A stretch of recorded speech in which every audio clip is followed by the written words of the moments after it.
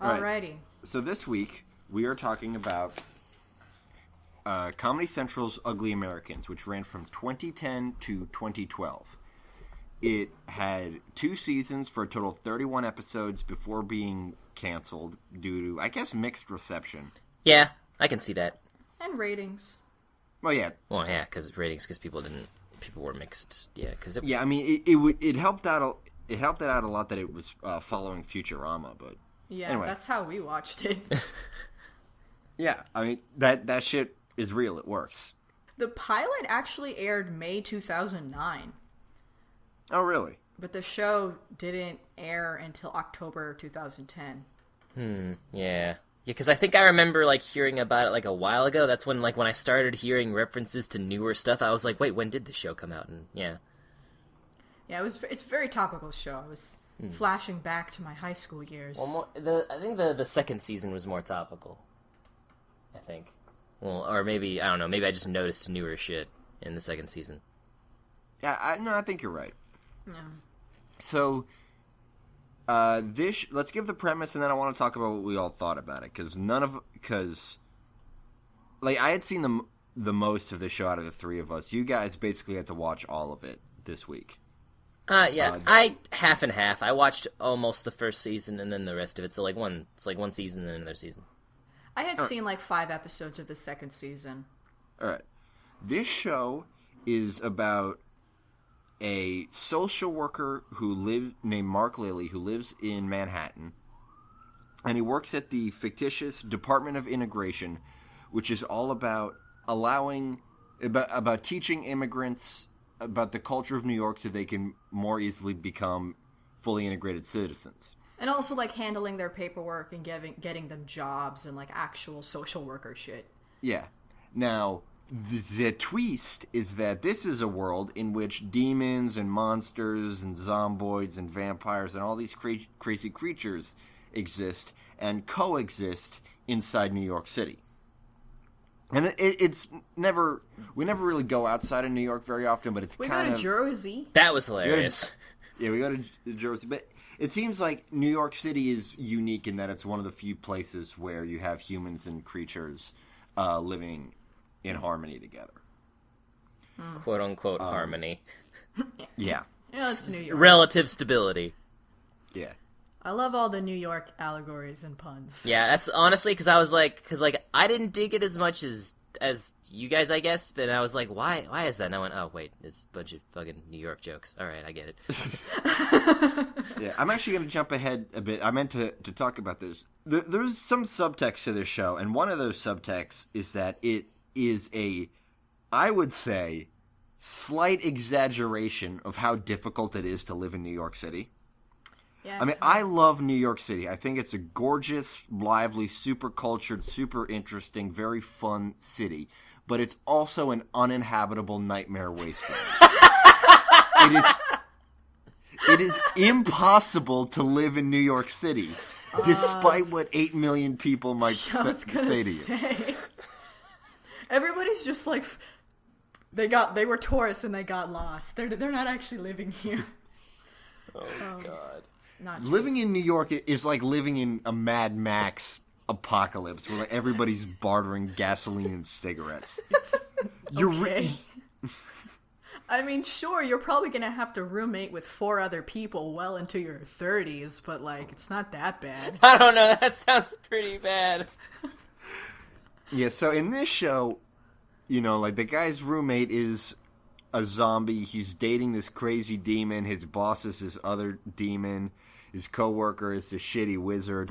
And he's just beset on all sides by... Let me just say, that's not a Nicky-ism. This is a real wizard this time. Yeah, it's a species. Oh, yeah. Wizard species. Oh, yeah, I do. You call everything a goddamn wizard. Who did I call a wizard last week or something? It was a couple weeks ago, I think. You called, you called Bender's wizards. Yes, I did. What? Benders from Avatar. Avatar Benders. Oh, yeah. You called the Futurama robot a wizard. Yeah, I was like, what? Okay. Oh, did we mention, this show was created by Devin Clark. Yeah. So, yeah, the whole thing is that And developed by David M. Stern, who I believe wrote a bunch of stuff for Simpsons? Yeah. Possible. He was a writer on The Simpsons. All right. Yeah, so like, I feel like one of the central jokes, at least one of the central visual jokes, is how tough it can be to live in New York City. Yeah. Yeah. So, like I wanted to say, what do you guys think of this show? Because I really dug it. I thought it was really funny. It had really well-realized characters and went to some interesting places. I liked it. I wasn't crazy about it. I didn't laugh very much. Me neither. I did like the characters. Like, I thought that they were good characters for a show like this. Like, I thought that they worked. But who farted? That was me. You asshole. Why did you even have to ask? You're the unprofessional one for for not muscling through it. Yeah, I like the characters. I didn't laugh very much. But that's a common thing for you. You rarely laugh out loud, especially when watching TV on your own. I guess that's true, but like, yeah, I guess that's true. I mean, I found myself laughing. The things that made me laugh the hardest were the dumbest jokes in the show. Yeah, but like Steven and like Clarence make me laugh pretty hard. The joke that made me laugh the hardest was when Twain was in the IHOP and he's like, "Sorry, it'll be a 10-minute wait for your table. I'll give you $500 to be seated right now." And then it cuts to him at his table, a rooty tooty. Yeah, Twain was an interesting character in terms of how they decided to take him. Because originally he was just sort of there and a demon, and then somewhere around the end of Season 1, Season 2, they were like, hey, what if we made him an enormous goddamn pansy? What if we made him impossibly dumb? And yeah, also, like, super... Like, super and I was sort of weirded out by that, because it's like, he's a somewhat successful demon, and like, but everybody's ragging on Mark for not even being as bad as this guy. He just likes eggs! Eggs are good for you! Oh my god, we'll talk about Mark. Twain is voiced by Michael Leon Woolley, the voice of Impossibear. Oh yeah. Wasn't he also... I thought he was... Shit, he was someone else, I thought. Oh, he has a bunch of stuff. He worked in theater, he was in movies. Wasn't he the He was Louis the Alligator in Princess and the Frog. Yeah, that's what caught my eye. But I also noticed that like a lot of the main cast, or at least like Mark and Randall, they didn't have much on their wiki pages and stuff. Like, this is one of those cartoons where like not a lot of people did a lot of stuff. Well, Mark's voice actor, Matt Oberg, doesn't have a wiki page. Yeah, that's all coming back to me. Yeah, so do we want to just go through the characters? I mean, that's what we always fucking do. Just give me quickly on what you felt, how you felt about the show. It was solid. There was nothing. I didn't have any negative critiques of it, but like it was exactly what I expected it to be. Mid like late 2000s Comedy Central animated series, only ran for 2 seasons. The premise is good, and the animation is somewhat like a semi-realism, and the premise leads to a lot of hyper-violence and stuff, and sex. And it's very sitcom-y. Randall's obviously the Kramer dude, the wild card, and then the other. Well, actually, so was Leonard, but they were both different sorts of the same thing. And like the shitty bosses, and oh, my girlfriend's is insane, and I care so much, but no, everybody else. I'm surrounded by idiots / assholes, and I'm the only sane person. It was one of those things, and they did it well.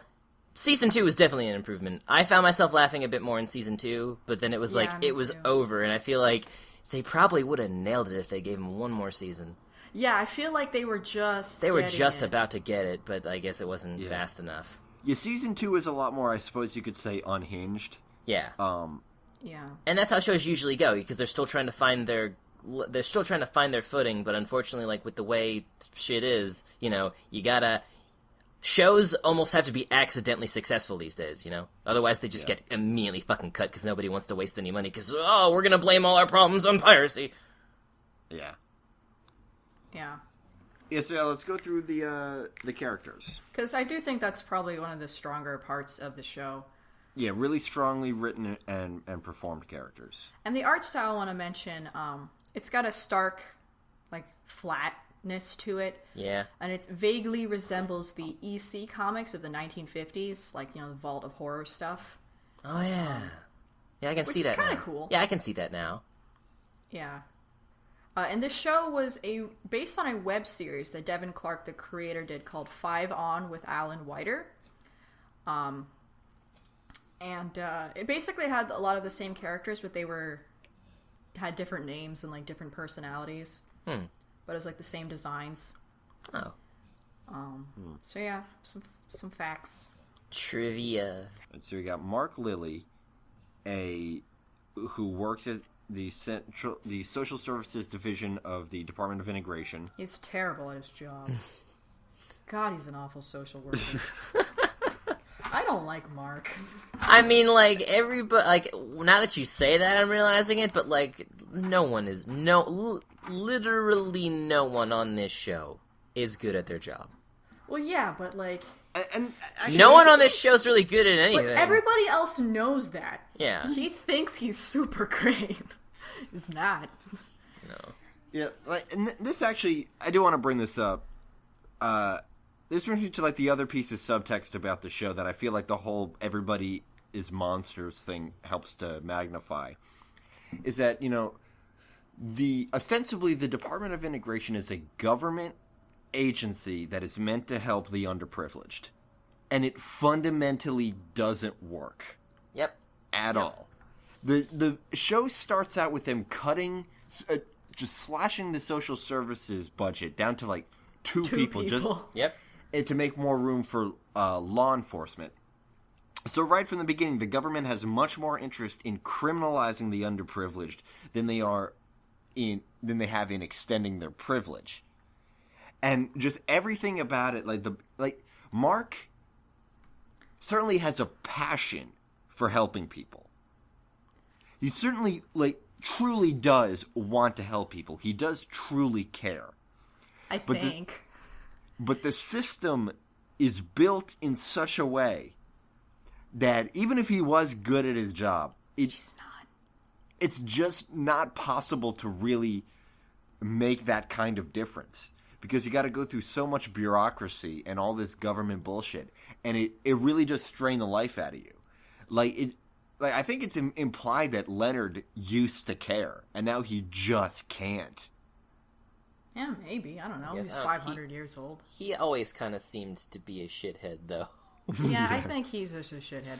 And I mean, Mark would have a lot more successes if he would fucking read books. Yeah, that was sometimes. my main critique of Mark, and it led to me critiquing the plot because most of the conflict hinged on the fact that as much as Mark cared, he doesn't know anything. And he doesn't do his research, and he goes in pretending that he knows all this shit, but he doesn't know anything.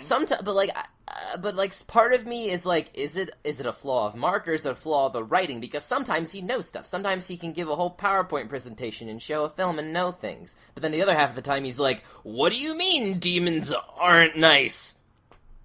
Come on, Mark. That's like every other episode too. Specifically demons. He can never just gel with the fact that you're in hell right now. You're in hell right now, Mark. Where do you think you are? That's the opposite of what he is, which, I mean, his name is very apt, like, he's the blandest, most boring person. I mean, his favorite food is eggs.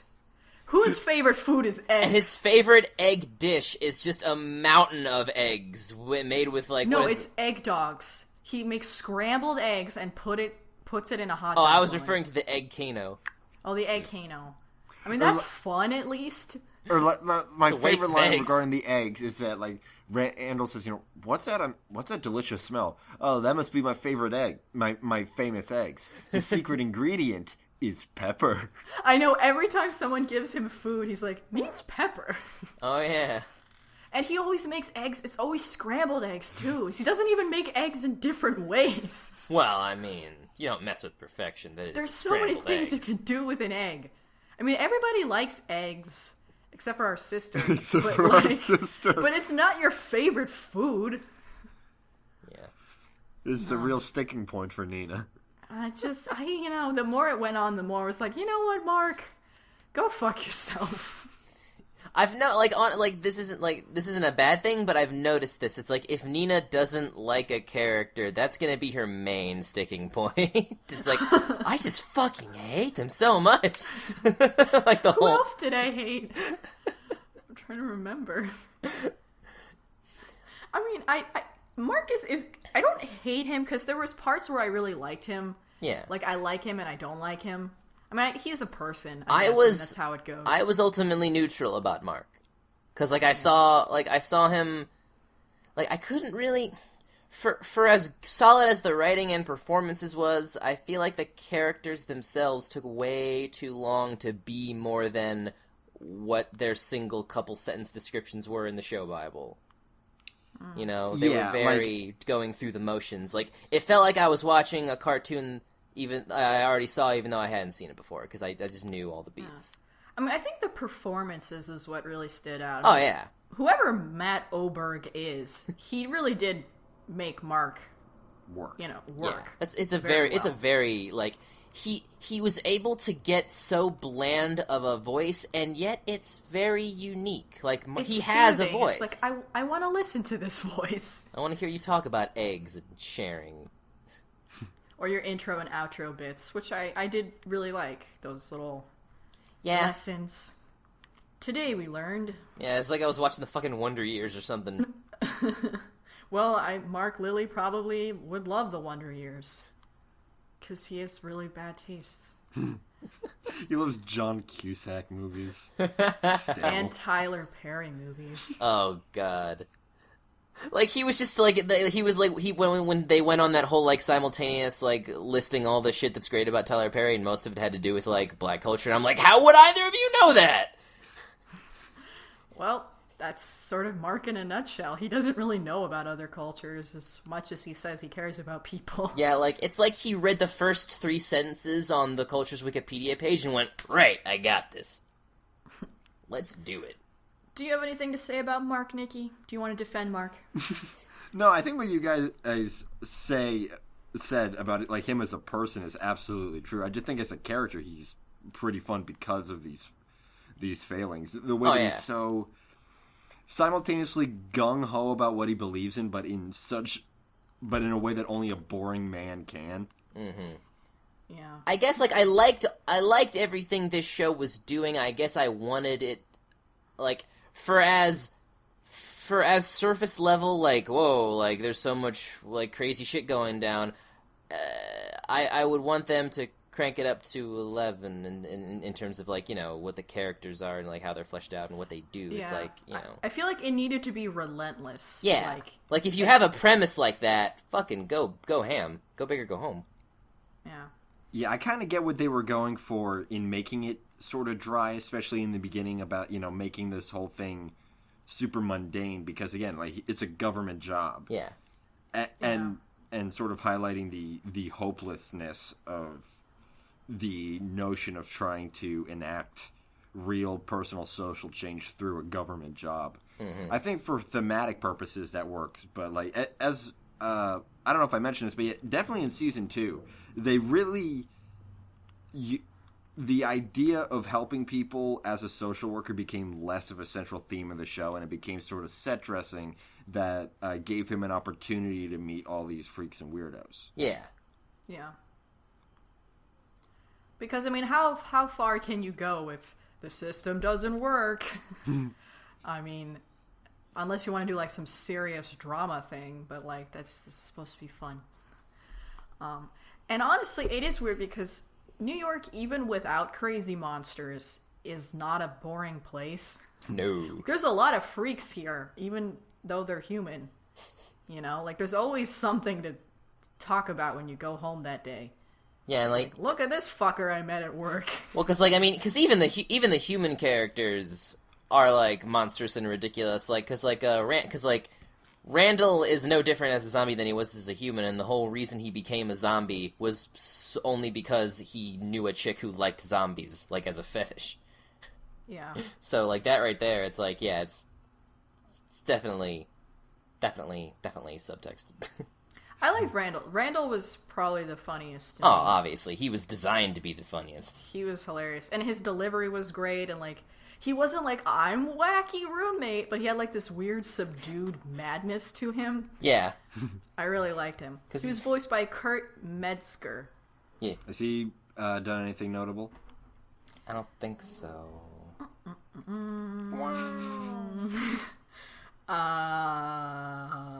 Well, he is actually from New Jersey.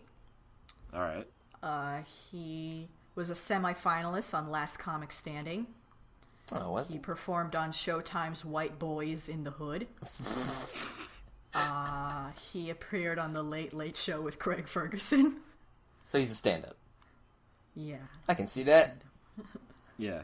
There's something about his commitment to his lines that makes a lot of sense that he's a stand-up. Oh yeah, Yeah, he definitely. he just sold it so well, better than a lot of like he sold it the best. Like I believed he was a scumbag zombie.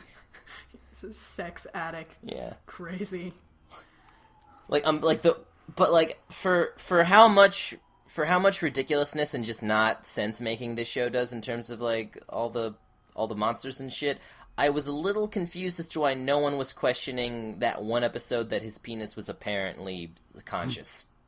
Yeah, it's mentioning that in his description, like his penis is sentient. But it was only for that one episode. I mean, I guess because it's the second head. I don't know. I don't know, man. It's a dumb show. Exactly, though. But like that was really the only time they really went that far with it. So it sticks out in my mind. No pun intended. And it was kind of like it's actually kind of amazing how they had it just waddle around. Like, you can't have a penis on TV. There were several penises. There were several this phallic. They were This show got away with a lot of shit. It was like there was an actual vagina in one episode. 99% Oh, yeah, penis. there completely was. Wait, which The badge? one, The in one with the, the in puzzle the box. puzzle box. Oh yeah, that was basically a Like, they vagina. got away with some shit that I'm like, how the hell did this air at 10 o'clock at night? I think one of my favorite running gags On basic cable. Speaking about like demon stuff, one of my favorite running gags that they did a couple times that did make me chuckle was anytime they would bring up the third hole. Oh yeah, the third Because one. like, what the fuck is it? It's just there, and It's her soul everyone hole. knows what it is, but Mark. Yeah. It's not even the third hole; it's the 3 hole. Oh, It's yeah, just, the 3 hole. So casual. It's so good. Speaking of the 3 hole, our only female character, Callie Maggotbone, voiced by Natasha Leggero. Yeah, I'm trying to remember if she's been in anything I recognize. She was on TV, like regular TV. Yeah. She also seems to be a comic. She's Jen in China, Illinois. Oh. You liked that show? Uh, She plays That was in one episode. She was in a episode of regular show. oh, which one? She was LaDonna Girl in Line in episode Access Denied. I don't remember which one that is, but okay. She's appeared a lot of things in just like one episode. I think she's a comedian. Probably a comedian. Don't start. Okay. But yeah, Callie is a succubus. Her dad is the current devil. And her mom is essentially Rosemary from Rosemary's Baby. I mean, it's exactly the same. Yeah, that's that. Yeah, that's literally Yeah. the goof. She likes having sex with Mark, I guess. Yeah, her attraction to him is kind of baffling because he's so vanilla. Yeah. I think that's like that's why though, right? Like he's Yeah, so it's- unbelievably vanilla that And he won't say no to anything. she's amazed by his existence, pretty much. Yeah. Like, she can do whatever she wants to him, and he'll just be like, okay. And they all have kinds of kinky, weird sex. And Randall films and became a very successful smut pub Peddler. and became a very successful smut peddler because of it. That was one of the goofs I laughed at. Was when he was like, look, I've been making a lot of money off of your films, but I gotta tell you, everyone just sees me as a porn man now. I can't get into legitimate movies, so I gotta do something. I gotta do something to break this. And so he wants to film a documentary. Yeah, Randall was about Mark trying to find his father, which in the middle of it is like, Mark, this sucks. I'm not doing this anymore. Yeah, this isn't working. We're gonna go with this. We're gonna do a buddy cop. Yeah, buddy cop thing. Yeah. Callie, I mean, that episode was so good. That episode's pretty great. That was one of the ones I saw before marathoning the show. Grimes is a great character. Okay, let's talk about Grimes. Grimes is voiced by Larry Murphy, who voices Teddy on Bob's Burgers. Oh, for real? Rad. Yeah. Good for him. Yeah, Grimes is our neighborhood bigot police officer. He doesn't like illegals anyone. Or monsters or anybody, and which is something that gets less focus as the show goes on to just make him this just extremely weird tough guy. I just want to rap. Yeah, he's a bizarre person. I really don't know how to put my finger on The second that happened, I was just like, that's gonna be like Nikki in 30 years. Yeah, he was kicked out of Earth, Wind, and Fire because he wanted to rap. And like he basically invented it. The teenage girls throwing stuff at him, going, "Stop rapping, you old man!" And I was like, "Yeah, that's Nikki." I mean, he's all over the place. His mom is a mummy. He has 15 daughters. One of them married Edward Cullen. His wife got married to a demon guy. He had a really traumatic experience with his original partner. He's a terrible cop. He's not like actually a cop either. He works security for the Department of Integration. There's actually a restraining order preventing him from entering the police station. He's a bunch of missing body parts. He hunts pigeon men. Yeah, with his penis. He once cockfighted every single pigeon man. Was that season 1 or season 2? That was the season 1 finale. My least favorite episode. Really? I liked it just because I was like, wow. Because at first I was like, wow, like for real, this premise is the season finale. But then it got super intense, and I was like, wow, see, they went so far with that. They were like, all right, if this is gonna be our season finale, this is gonna be our fucking season finale, you guys. And I appreciated that. Yeah, that's true. Because it's certainly the craziest that season 1 got. It was sort of a look at things to come, although nothing got as nuts, I don't think, as that one. Yeah, I'm pretty sure that episode was the nutsiest, like... Again, no pun intended. Oh my god. Again, it was a bunch of naked men hitting each other with their cocks. Well, actually, for a whole episode. It was with and they weren't attractive either. It was with their like sheaths. Like it was, they went to the museum, and it was like it's a common misconception that those things are their genitals, but actually it's like a sheath to cover them up. And then they like looked it up, and it was all weird and gross, but we didn't get to see it because that would be genitalia. Sure, that was. And they weren't sure they could get away with that yet. Yeah. Well, actually, no, because in like the 4th episode, Twain has his thing. Let's talk about Twain. Okay, I like Twain. He's one of my favorite characters. I honestly I didn't really dig Twain that much at first, and then they changed him, and I was like, I like that they're changing him, but I don't think that he's like he didn't see his like the change didn't seem like in the right direction. It just seems like it was a different thing that I equally didn't really dig. Yeah, because at first he was just kind of an ass, then he was like impossibly dumb, and then he was like really foppish. Yeah.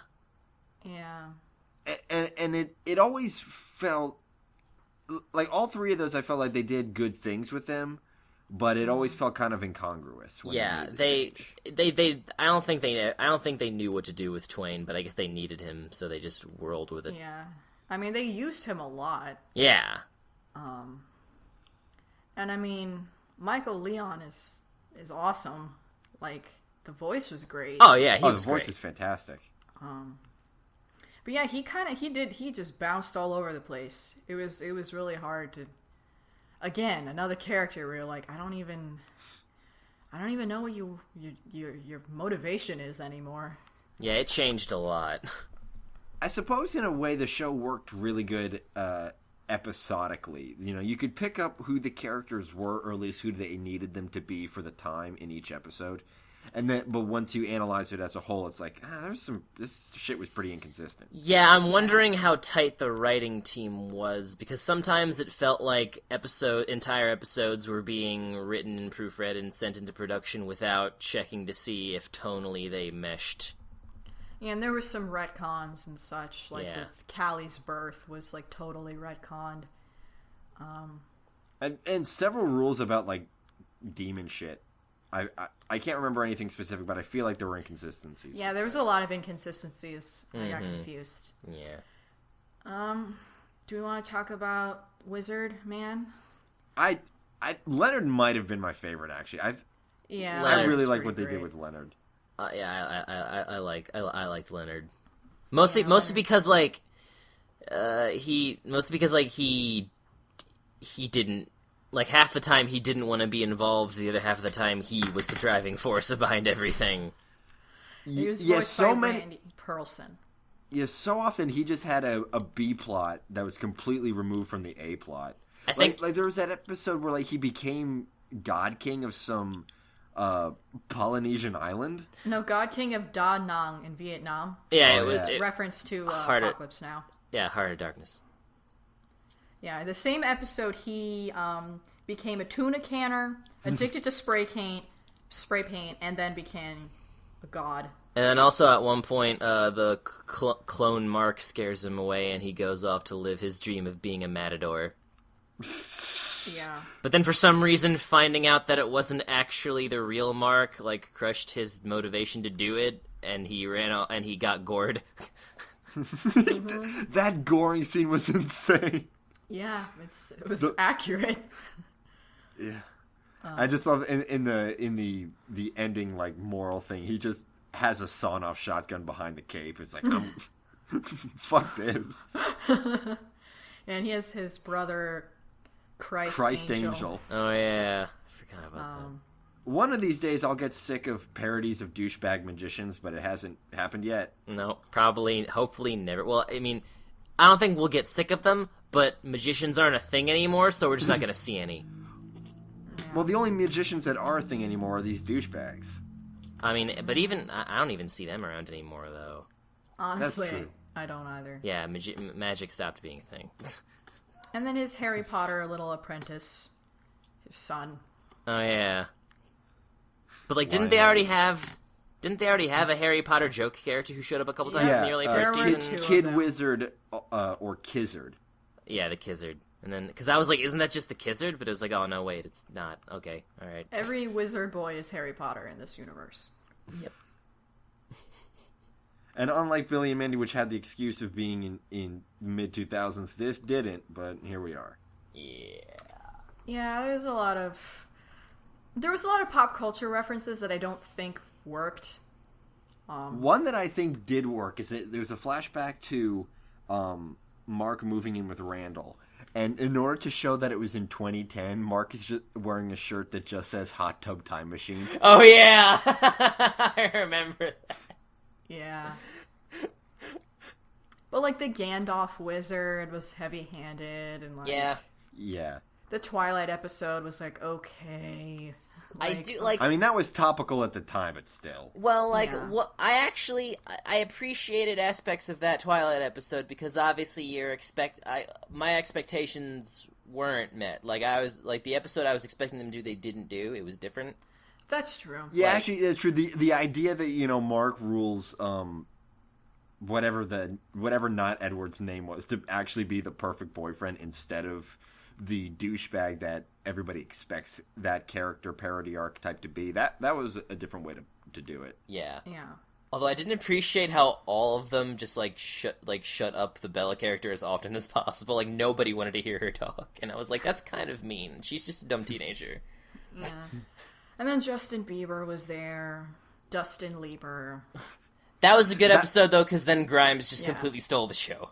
Yeah, no, that was a great episode. Because Grimes did a Partridge Family thing. He's got 15 daughters, and they're all named after, like, terrible celebrity named children. Oh, yeah. He's got, like, Rumor and Moon Unit and Apple. We didn't know that animation on his rap dance was like surprisingly good. Well, yeah, because they just looped like they used it like 3 or 4 times, so they did really good on that one loop and just kept it going. I love that episode where Grimes thinks that he becomes Lady Hoo-Ha's like best friend forever, and it's just a bird who's picking at his exposed brain. Yeah. Oh god, I thought that was hamburger. I don't want a hamburger. And then we have all the reoccurring students of Mark's social worker class. You know, there's Croatian man. Who's just a dude. It's a man from Croatia. He's the only human guy in the class. No, there's some human people. He's the only one that has a name. Yeah, there's that Caribbean woman. Yeah. Then there's my absolute favorite character ever, Doug. Doug, yes. The greatest. Who's a koala man who doesn't talk. He just makes little squeak-a-choo noises. That's actually going to be part of the eventual Toon Goons drinking game, is to take a shot every time I describe something as squeak-a-choo noises. Yeah. I said it twice in one episode. He's super cute, and he's always crying and sad, and he wants to fly, and he has no genitalia, and... He's sort of like, last week we talked about Puddin', like this super sweet character who's yes, always he's shit Puddin'. upon. He is Puddin'. Yeah. And but also he's actually like a retired like undercover spy assassin. Oh yeah, he was like a terrible assassin and like he massacred a village of women and children in Bolivia. But I love when Callie adopts him. Yes. And she the way she's like, look at him, and he's his little bed, and this is where he sleeps, and this is where he plays, and like I'm like, ah. Your favorite part is like, everybody look, Doug's breakdancing. Yeah.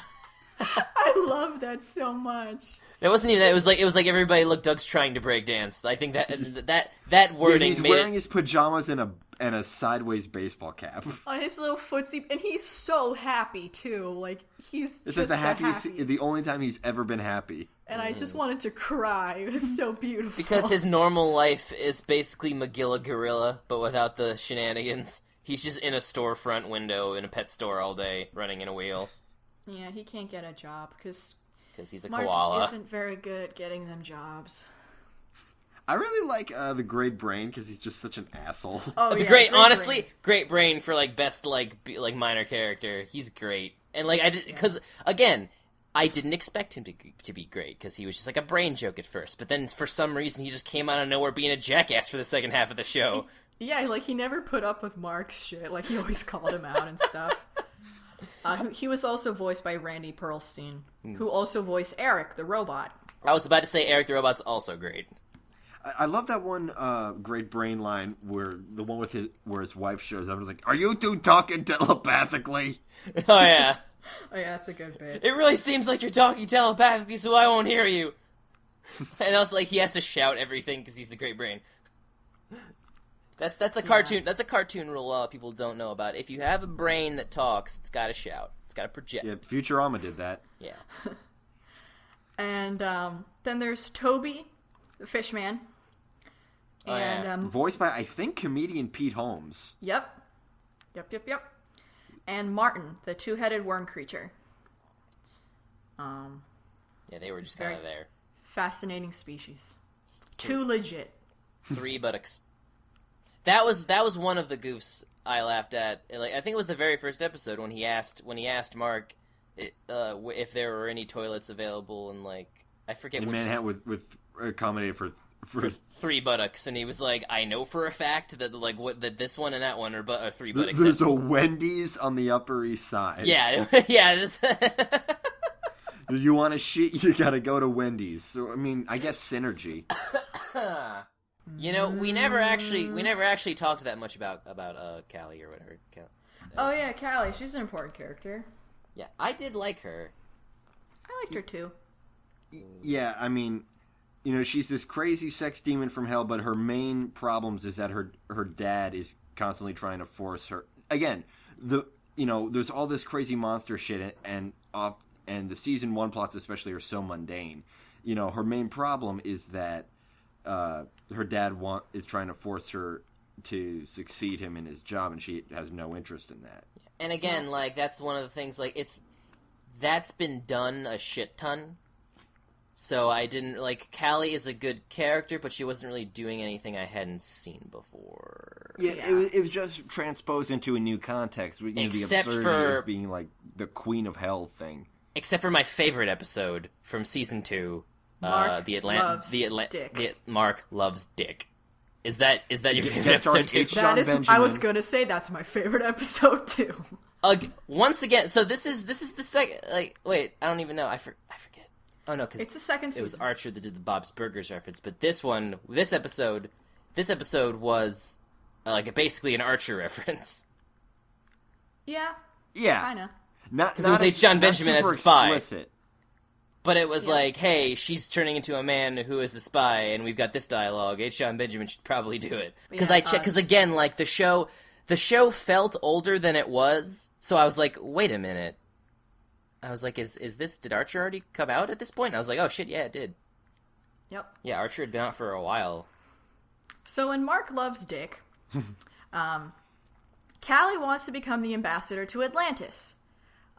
Which apparently is in the waters underneath Manhattan. Yeah, and they protect Manhattan from the Kraken in exchange for pizza. Fair deal. But the previous ambassador has died, so they need a new ambassador. No, he didn't die. He contracted chronic tuberculosis or something. Yes. Oh, yeah. Yes, he felt the compulsive need to constantly stab. Yes, because there was that psycho bit in the beginning. You're going to want to take another shower. And they needed him because New York dumps all their trash into the water, and Atlantis doesn't like that. So they need to negotiate.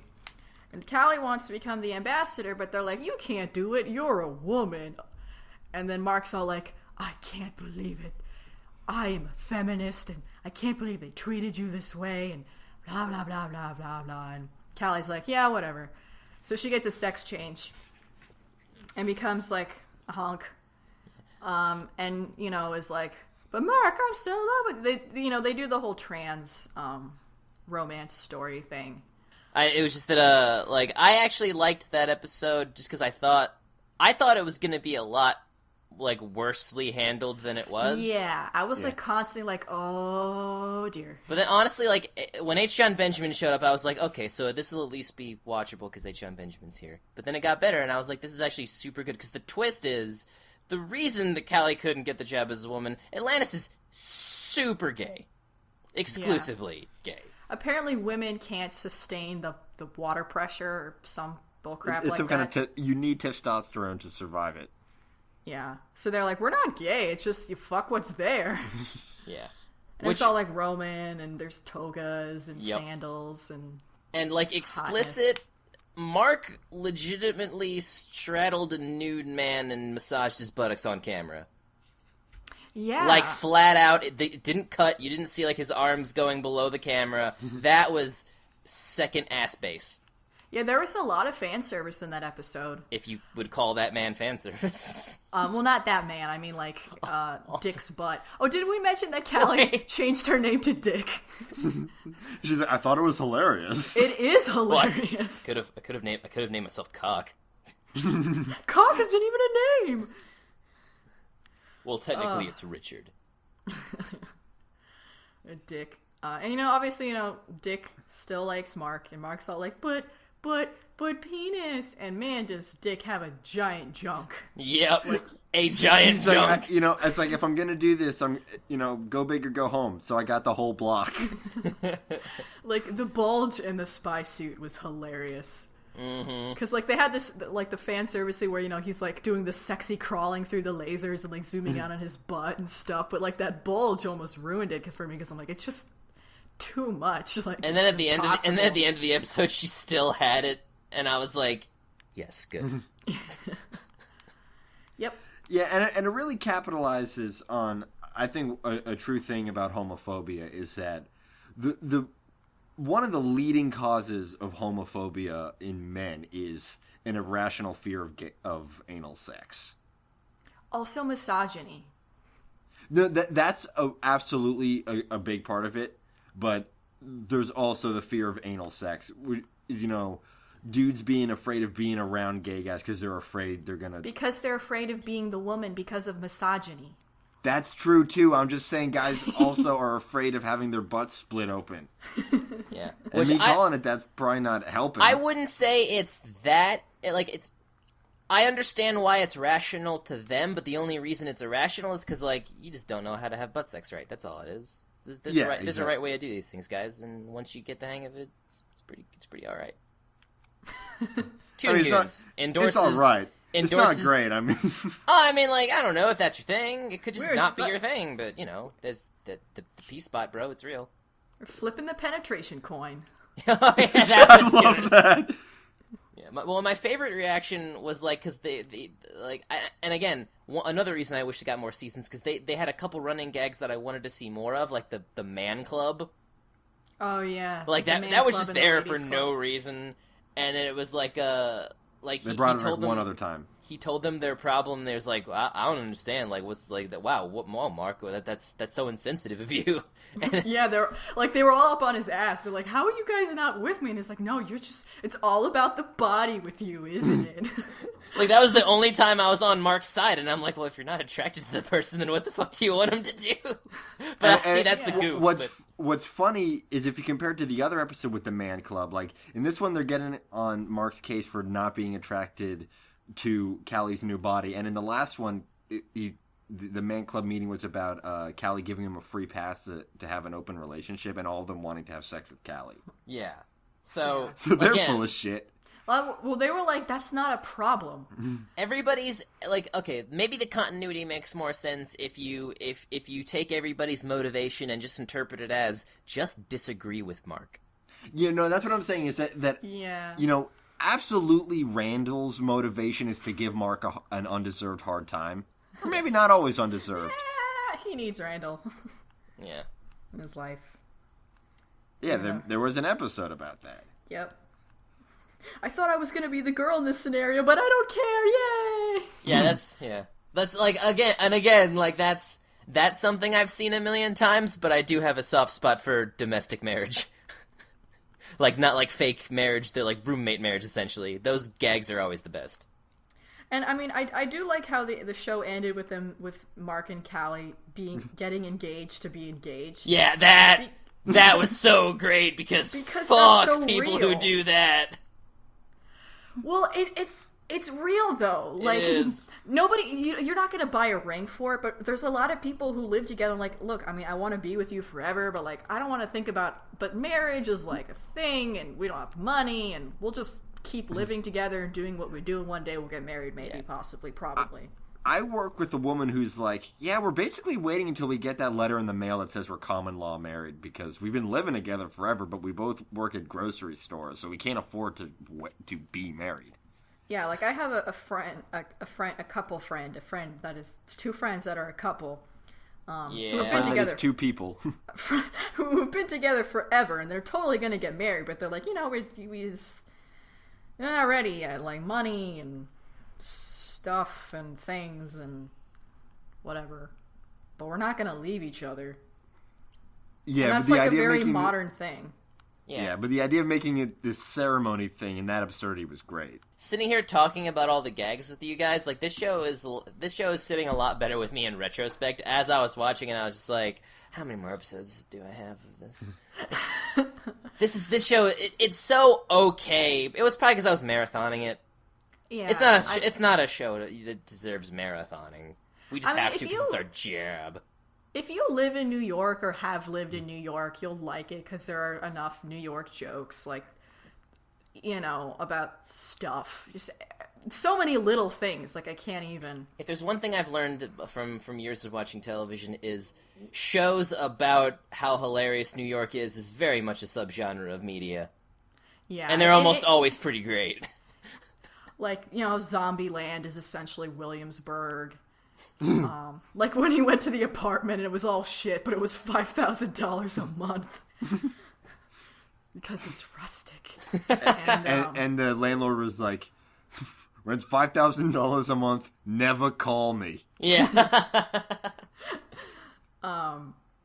just other little things like the Yeti or Euro trash. Oh yeah, the Yetis. I wanted to see more of them. I forgot about them. You know, the demons are... You know, all the races sort of correspond to some kind of group. You know, the demons are sort of like the... Wall Street The WASP people. What's that stand for? White American... White Anglo-Saxon Protestants. No, they're more like Wall Street scumbags. Yeah. Yeah, and like, you know, just like stuff like that was really neat. Like my school actually had a cameo. Because apparently... Yeah, the episode 8, the Zombieology Center, the front was actually, like the building is actually my school, or the main building of my school, because apparently a lot of interns worked on the show from my school. Holy crap, I didn't know that. That's awesome. That was pretty neat. So I was like, huh. So all these students are saying that the school is essentially a Scientology cult center. Oh, that brainwashes you. Oh. That teaches you how to be the right kind of zombie. You're not a good zombie. You need to be the best kind of zombie. Yeah. That was fun for me. Apparently my college was in an episode of Chuck after I stopped watching Chuck. Huh. That's fun. My college is in Delaware, so it's not in anything. Yeah, I mean, my college was in Florida, but it looked like it was in Spain, because it was St. Augustine. Yeah. And there was a couple of fun, like, cameo people. We had Bill Hader in one episode. We had Kristen Wiig. We had Jack McBrayer. McBrayer. We had Rob Riggle, Jenny Slate, Christine Baranetsky, Lisa Lampanelli. As herself. Oh, yeah, the roast. Oh, and yeah. Randall's stand-up. That's definitely an episode where it just feels like everybody's out to get Mark. Like, yeah. I never understood roasts. Like, how can you be too mean at a roast? I don't get it. Yeah, exactly. How did nobody not make a "you suck dick" jokes? It's like the easiest thing to say. That's not very nice. Man, I love Twain's horrible chest penis. Oh. And how in a later episode the broken off stump was still there. Yep. Oh, my other favorite episode was the Dork Night. Oh yeah. Oh, is it because the koala was Robin? I need that in my life. He was the cutest. And like how it was like they mixed like Bat Boy and like, because you know Bat Boy, like that tabloid the National thing. Enquirer. Yeah, they made a musical of it on Broadway, so like, it might have been off Broadway, but yeah, it was totes a thing. That sounds like off Broadway. Yeah, and there were just so many little Batman things, and it was fun. It's like the silhouette's garbage and the colors clash. But yeah, Doug as Robin was probably the best thing that's ever happened. And like the whole reason he was that because for some reason a koala man bite is the natural antidote to a Bat Boy bite. And the last episode was really good too. Fools for Love, the series finale, the April Fool's Day one. Yeah. Which actually aired April 25th. So kind of fucked that up. Not even close. Yeah. Stupid. No stars. No stars. 0 stars. Oh, okay. Do we got like any closing remarks on the show? It's pretty easy to find it all. Like it's all on Hulu Plus. I mean, you got to have Plus to see it, but Comedy Central might have something. I think they have clips. Yeah. Oh, and also I found this out a little bit after I watched the show. Is that the creators wanted to do more of it, and apparently so did the studio. It's just a matter of finding the money. I don't know. Yeah, there was something like that, and they just didn't have the money, so they had to cancel it. But there's Because actually one interesting thing is that like if you look at all the production company logos at the end, like they added a bunch. Like halfway, like in season 2 there were new ones, and like halfway through season 2 they added more. Yeah, I noticed that. But they made an app Yeah, I downloaded it. Yeah, I did too. It's like basically it's more. It's Ugly American's visual novel. Yeah, basically. But you have to wait every 4 hours to unlock. Or pay. Or pay. It's an app. You free download, and then, a bunch of stupid shit. But yeah, like the thesis, I guess, of this show is, the title is apt. It's about America. It's about Americans. How ugly we are. How good we can be. How we're all sort of in the same boat one way or another. Whether we look ugly on the outside or on... You don't even care anymore. Basically, this show, like a lot of stuff before it, is saying the root of all evil is bureaucratic red tape.